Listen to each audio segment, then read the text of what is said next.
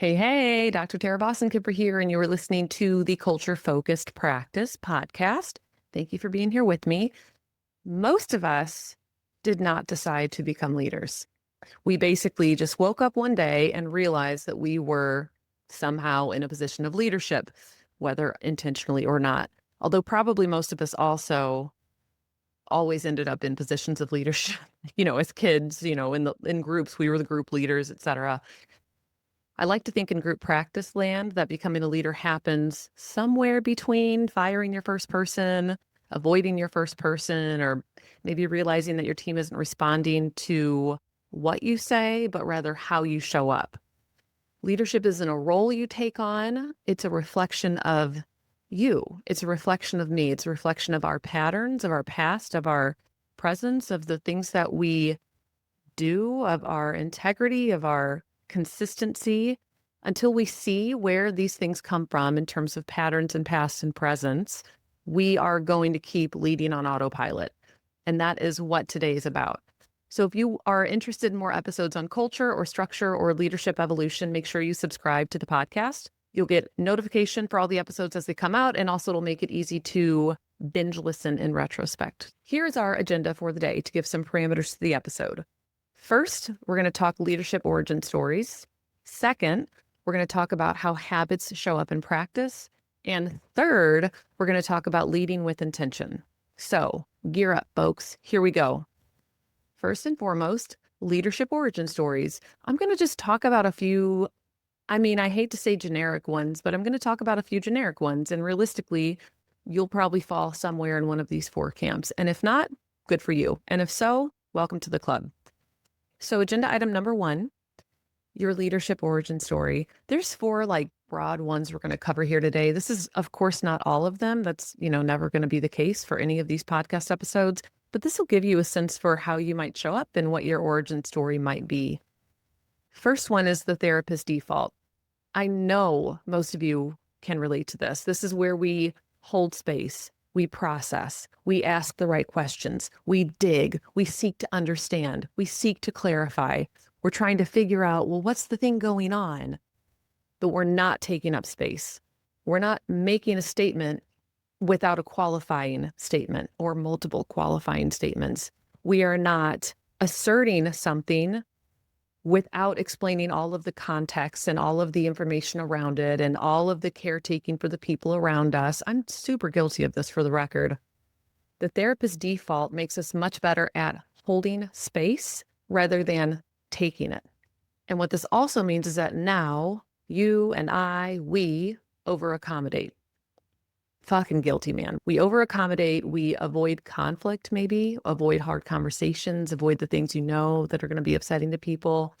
And also, and I think this one is much more subtle and quiet, but we confuse neutrality with leadership. Leadership is not neutral. Leadership is decisive and clear and very vision and forward focused. It can be. It doesn't only have to be forward focused. Some leaders are much more adept at management and sustainment, But my point is, none of them are neutral. There are very hard lines and very clear boundaries and very obvious decisions that take place.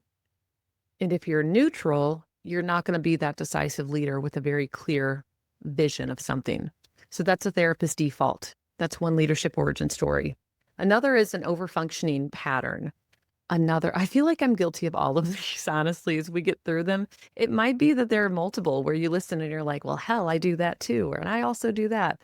Totally fine. It's fine if it's more than one for you, But the second one is the overfunctioning pattern. So think about these people, maybe you, maybe me, as the fixer, the achiever, the one who made things run, the person who got shit started, initiated ideas, solved things when nobody else was stepping up, noticed problems, and instead of delegating, just decided to get it done, get it solved, get it fixed, whatever. Now, what happens, again, we're talking about origin story. Now, you jump in too soon. You carry too much, and you create dependency instead of ownership.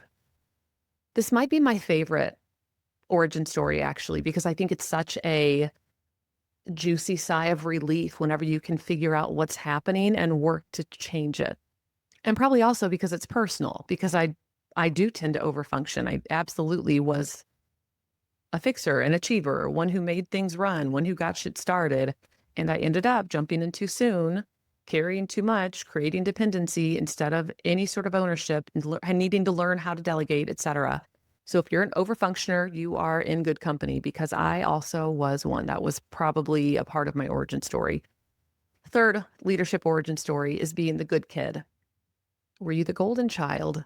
Were you rewarded consistently for being easy and pleasant and likable and not having strong opinions, not rocking the boat, not swaying things, not being disruptive, basically getting your shit done and being quiet and subservient in the process?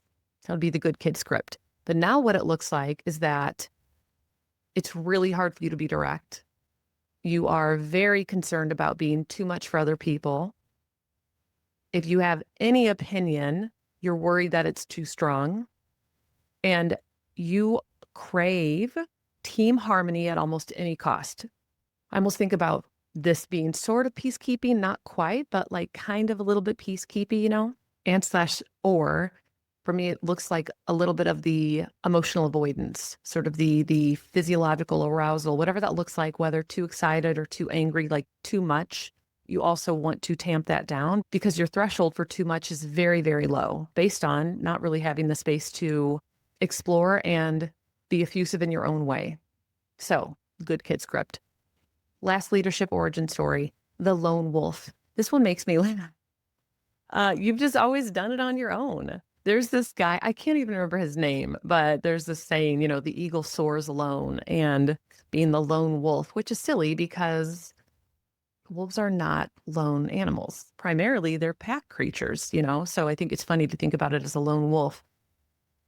I digress. That part doesn't matter. But this is the person who's always done shit on their own. You've always been the one to do it. You've always been the one to figure it out. You don't really trust or rely on other people. You might start to hear threads of attachment theory showing up in this conversation. Totally makes sense. But what ends up happening now is that delegation feels like weakness. Like if I can't do this alone, then I'm failing. Something's wrong with me. So delegation can feel like weakness. Asking for help can absolutely feel like a weakness. And it's probably not even going to happen, honestly.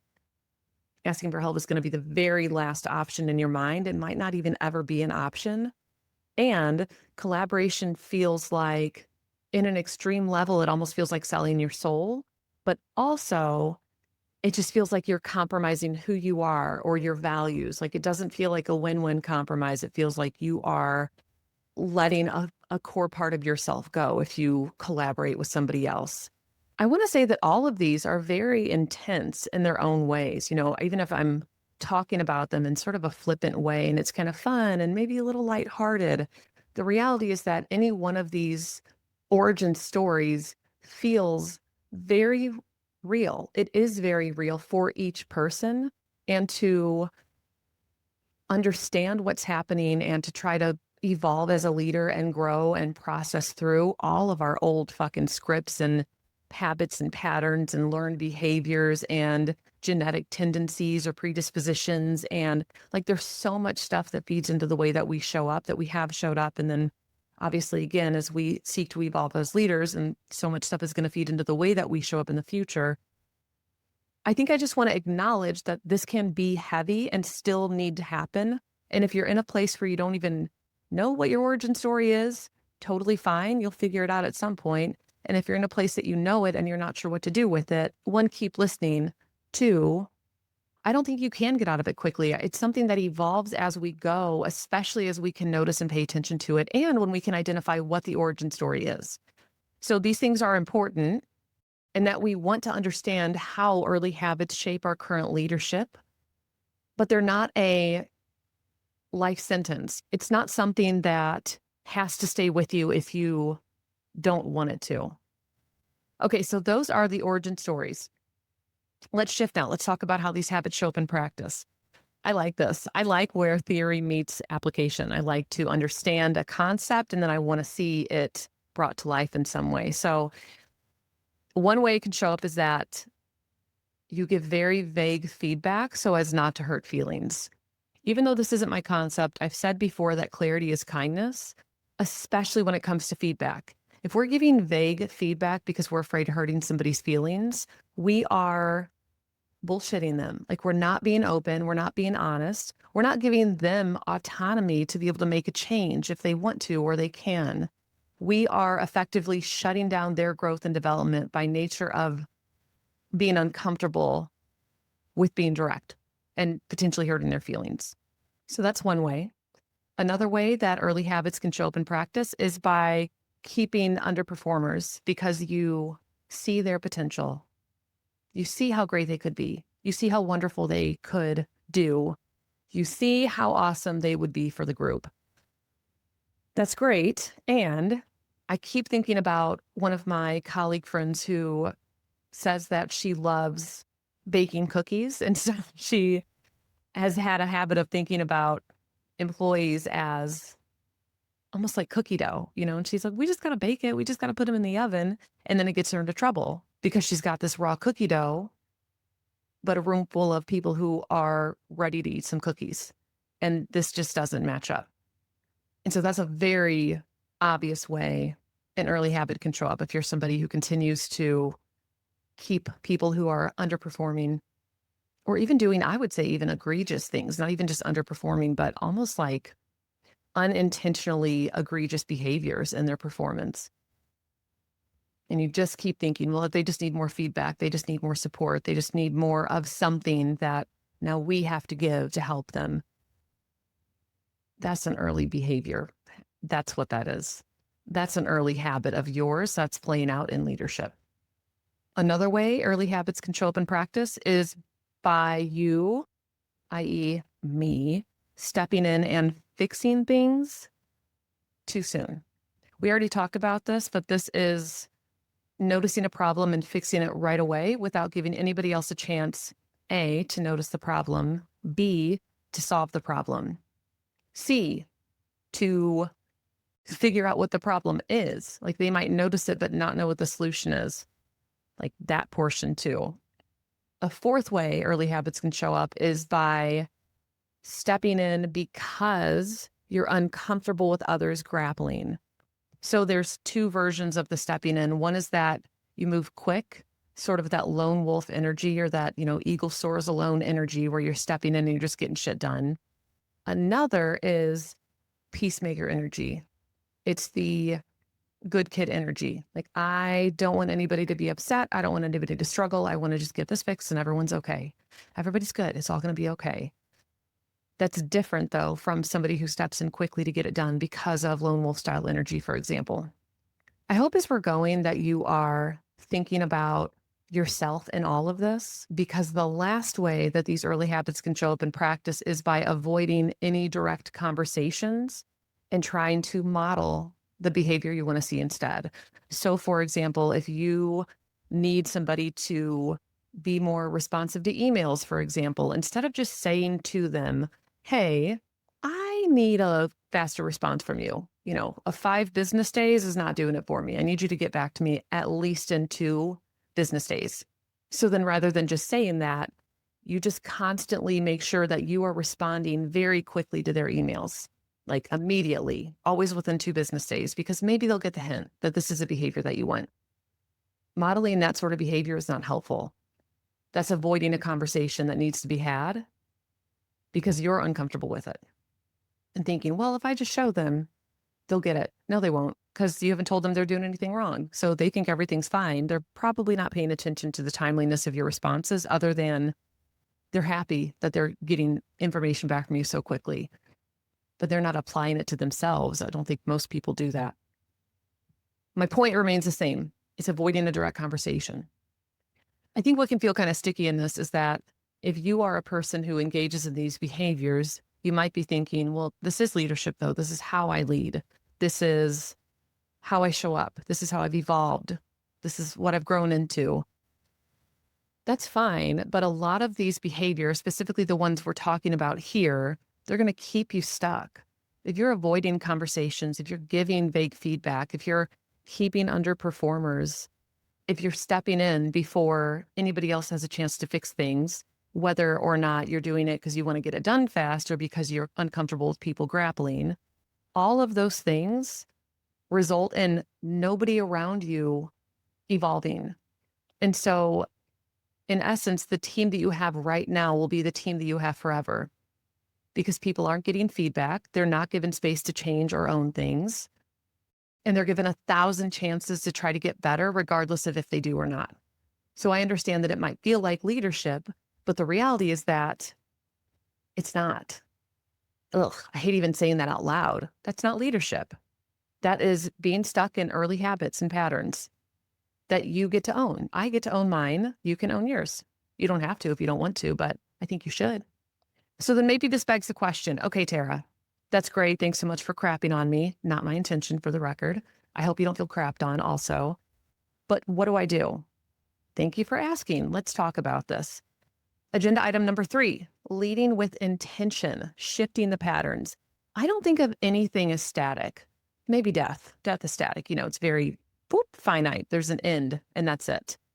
I don't think of anything else as static. I mean, even giant structures and monuments and roads, everything is overtaken by nature, and nature is constantly growing and dying and going dormant and fighting for space. I don't know if there's any one thing in the world that is static. And so I'm saying that to say, neither are you, nor are the people around you. And so just because that's been the way that it's always been does not mean that needs to be the way that it always is, which I think is relieving, because that means any version of you right now gets to evolve into the next better version of you in whatever time frame it takes. And it's just constantly going to be happening. It's not even like a one and done type thing. So let's talk about leading with intention then. There are 4 broad steps we're going to talk about. First is auditing your autopilot. There are absolutely default ways of being for each of us in the world, in leadership, etc. We have standards that we just fall back on, whether good or bad, they just are. So first and foremost is just understanding what is my origin story and how does that show up currently? Figure out a way of doing this. So if you want to audit your autopilot, a way of doing this is in any given moment, maybe throughout the day when you're interacting with your team, if you're going to make a hard decision, just assess if you are acting this out based on fear or vision and clarity.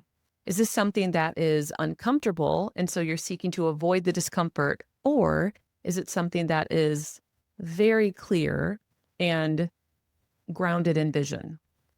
I think another way you can audit your autopilot is by using the people around you. So if you have a leadership team, ask them about the shit that you do that they recognize, but maybe you don't see as clearly.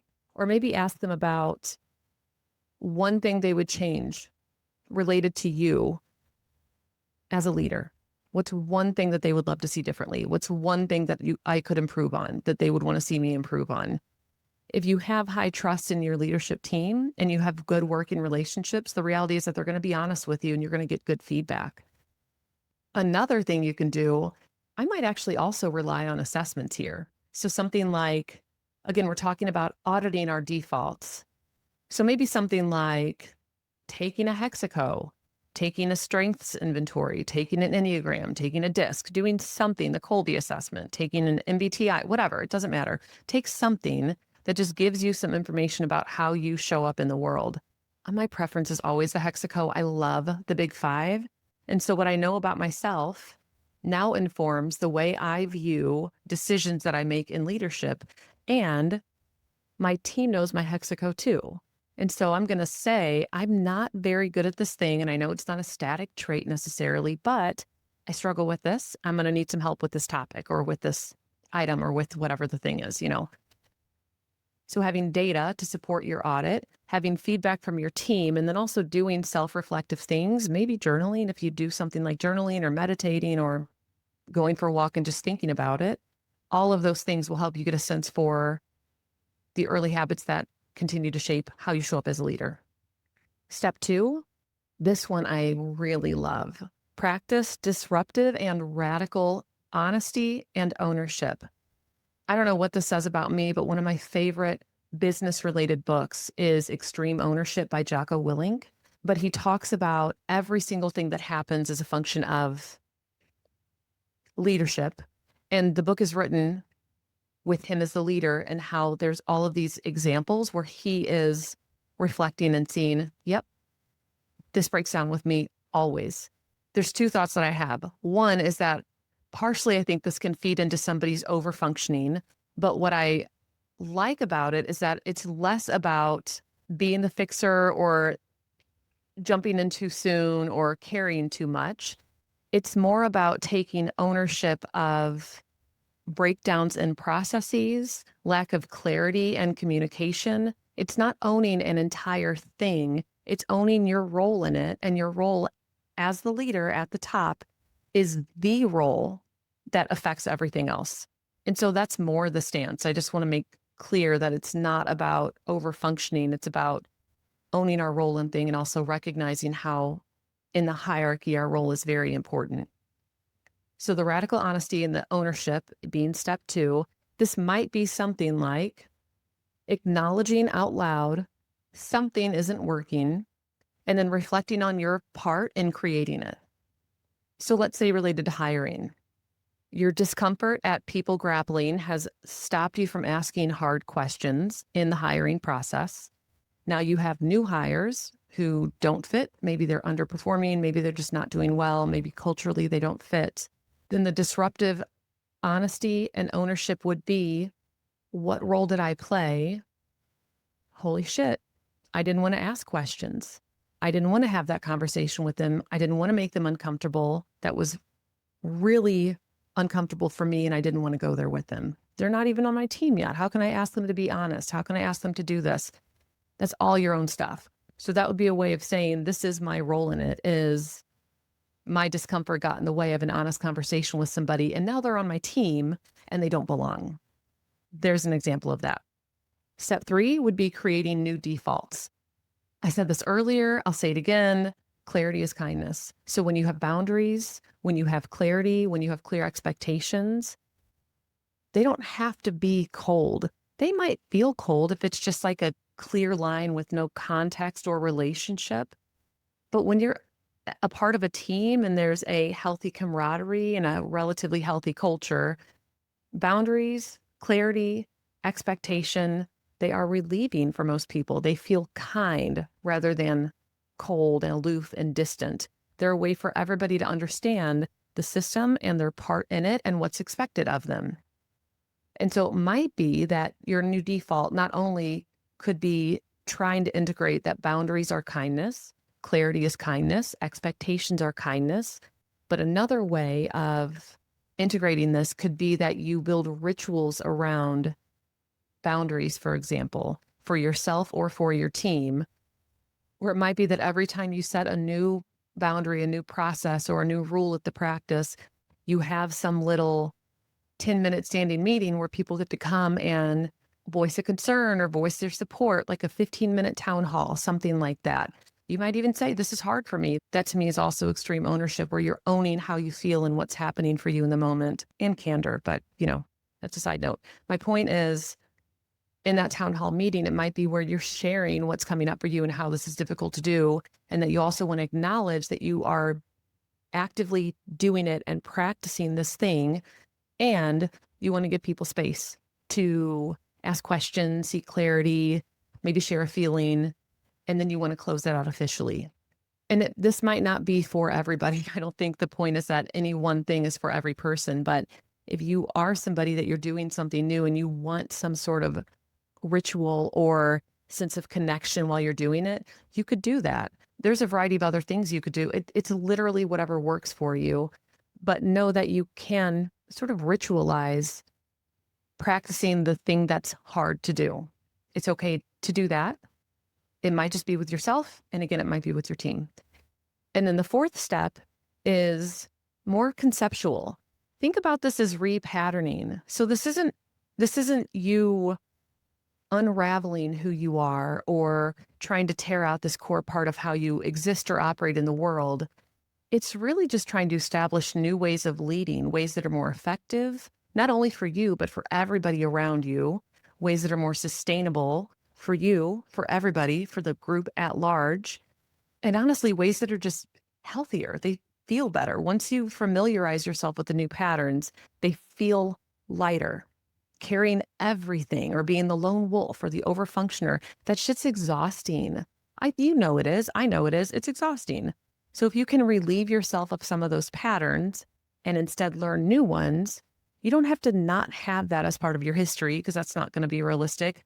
But you can adopt these new patterns, which have a positive impact on every single person.